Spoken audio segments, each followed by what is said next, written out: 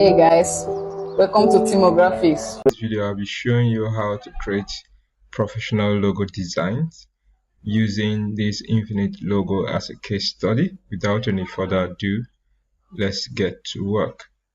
First of all, we'll be setting up our page. Just click on new.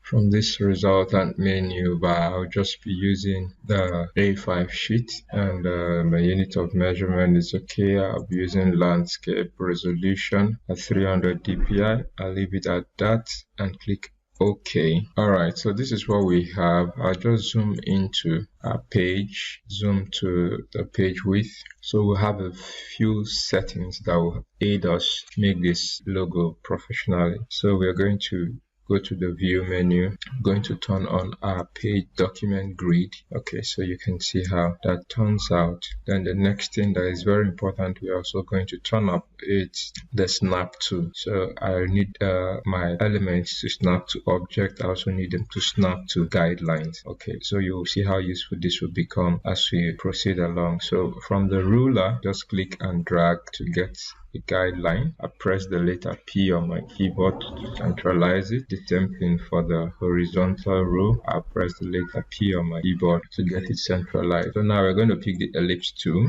I hold down the control key, click and drag to make a perfect circle, and we're going to resize this circle to 100 millimeter by 100 millimeter. Press enter to have that. So I can zoom to the page height, zoom to the page height, that's fine. And this time I'm also going to press the letter P to get this centralized at the middle of the document. Okay, having done this with any of our freehand tool, either the pizza tool or let's use the freehand tool.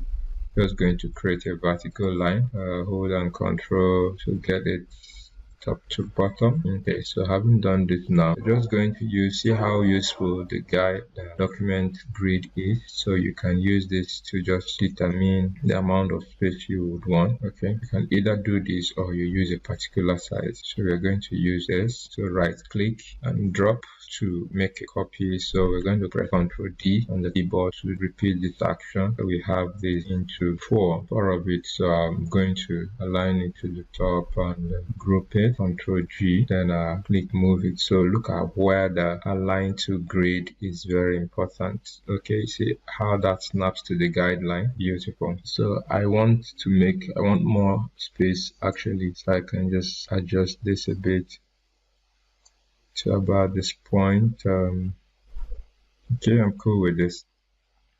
This time I'm going to delete the middle circle, the middle rectangle line. Let's work with this other three. So select the three lines that are grouped together, hold shift and select the circle and press the letter E. That will align the circle to the center vertically. Okay, so the next thing we are going to do is to call up. I want to rotate this into an angle of 120 degrees. Okay, but this is what I have, but I need, so the importance why I brought in this guideline and aligned, I need this is the center of our drawing. So I want this object, these lines to be rotated 120 degree along the center. So what do? I click on the object again, so you can see to activate these gears for rotation. Then I'll move my center to the center of the circle. So note that when you move it, by the time you get to the center, you just see the word center, so you leave it there. Then you can actually rotate this. You can do this manually. Okay, but like I said, we are making something professional here. So what we're going to do, we're going to call up another window, Docker window that we're going to use. So from the Windows menu, you go to Docker, and we have transform, and to call up that, the shortcut for that is alternate plus function key 7. Okay, alternate F7. So you will have this come up. So now we want to rotate this angle to 120 degrees. All right, so make sure that you have moved this to the center, then you can decide how many copies you want this to do. So, but I'll leave it at 1 so we can just see the process. So you just click on apply, see what that did, and you apply again, you have another one. So this is what we have. A few more steps and we'll be done. So now I'm going to create another smaller circle from the edge of this to the edge of this. So right now, to get it clearer, I just change the color and I'll align it to the edges. Make sure it's being aligned properly, because when we'll be building our shape, you will need this, will come in very handy. Okay, any little disalignment would make us not to achieve what we want, so this is fine. So one more thing, we're going to use the freehand tool. This time we're going to be using the 3-point curve. So click on the flyout, the small arrow, then you have the 3-point curve down here. So from this, let me zoom in a little, zoom out a little so you can see. So from this angle intersection, you click and drag onto this one, so you can see how important those grids are. So now you can align, make sure this aligns properly. Just let it go. Also change the color.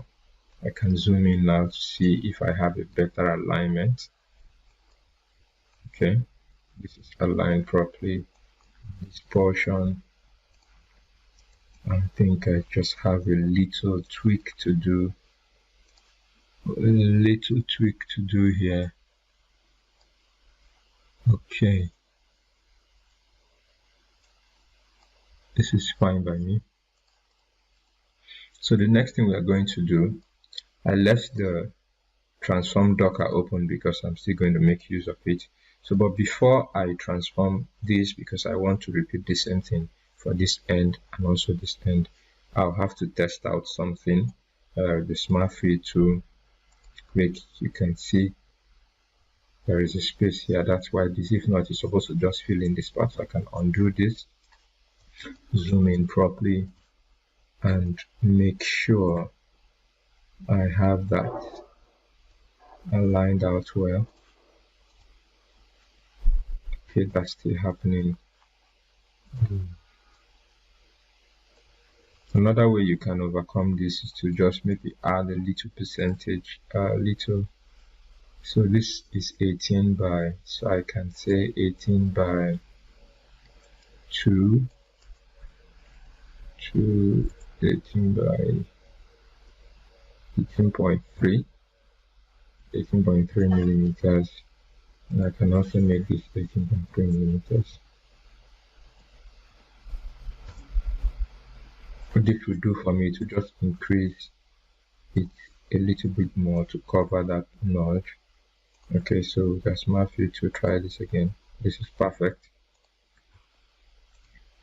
Okay, so we don't have any space again, so I'm going to select this circle and this arc here, press Ctrl G to group it, then click to turn on the gear, and this is our center, and I'll apply.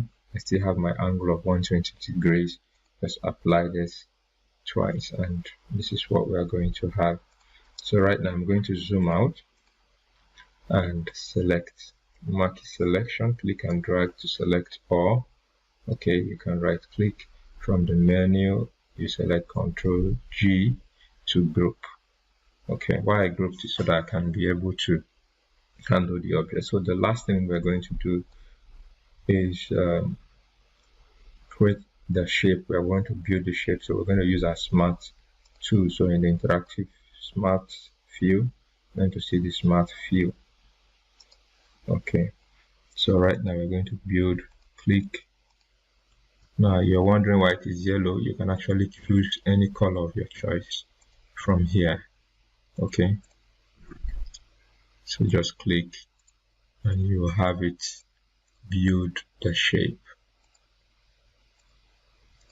See how that turns out nicely. It just builds the shape for you.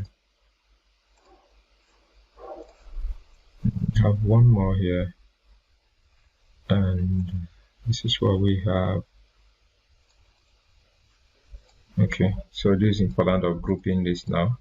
So I can now click and drag to select all of these. Ordinarily, if I didn't group, I would start selecting them, holding down shift and selecting one after the other. So but most times the chances are that you might miss some of them, so it's better to group. Okay, so select all, and on the property bar you select the weld. Weld can combine object into a single core of object with a single fill and outline. So click on weld, so you can see it makes that just one object. So now the next thing we are going to do is to apply a gradient. So from our interactive view, click and drag. So you can select any other color. Just need a darker shade of red. You can close this up, adjust this to whatever size you prefer. Okay. So the same thing we're going to do. Click on this. Now look at where the center is. We want to get it to this center and apply once. Right. So this is perfect. So now we can take away this skeleton. So this is how you can make a professional logo design in CorelDraw with a grid. Thank you very much for watching. If you're new to this channel and find this interesting, please subscribe, turn on the notification bell so that others can get to, so you can get to know when we upload new tutorials like this. Thank you very much for watching, and see you in my next video. Bye for now.